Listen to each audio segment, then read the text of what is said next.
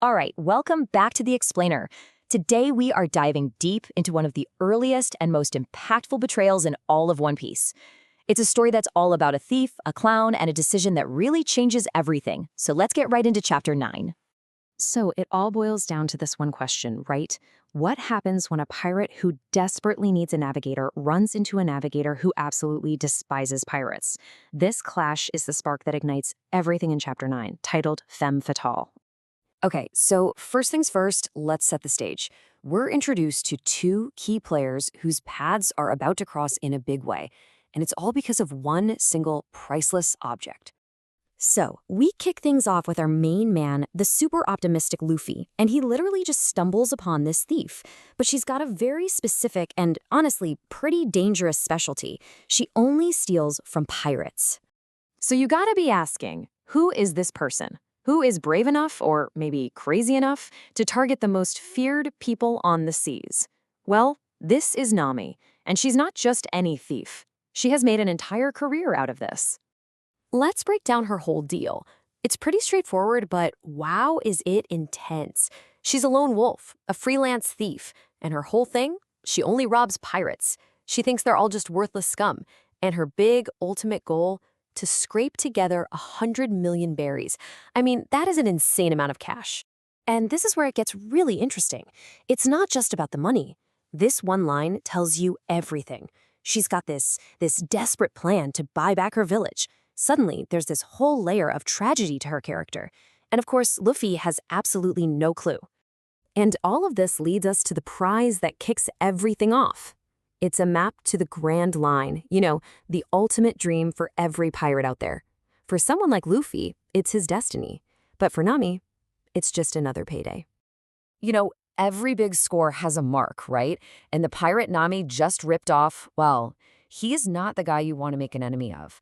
In fact, he might just be the most dangerously unhinged captain in the entire East Blue. And here he is. Meet Captain Buggy.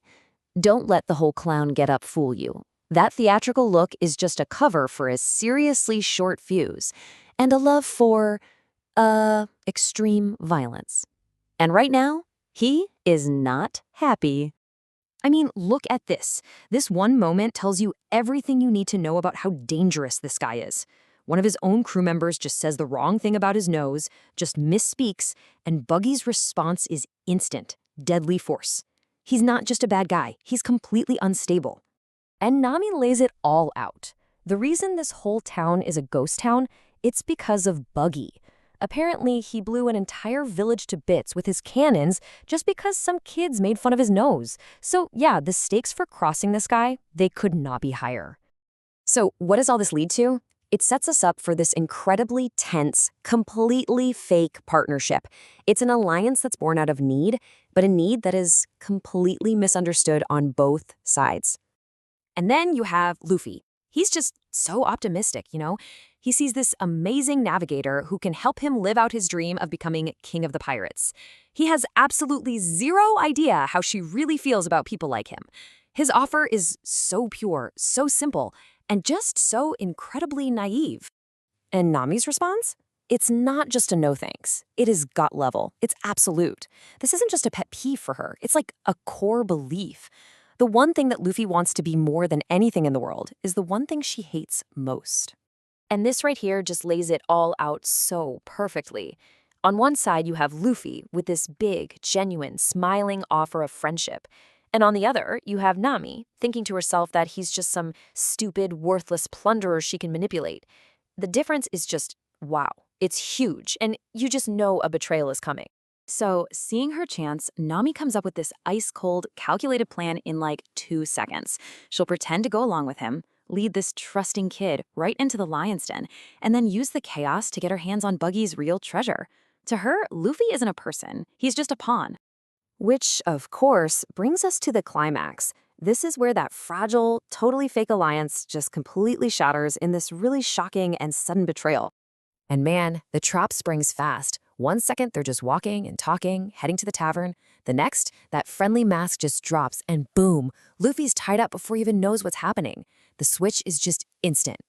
And it gets worse. She doesn't just deliver Luffy to Buggy. Oh no. In the ultimate act of betrayal, she also gives back the stolen map of the Grand Line, the very thing that caused all this trouble, just to get on Buggy's good side. And with that one line, "Captain Buggy, I've captured the thief," it's done. The betrayal is total.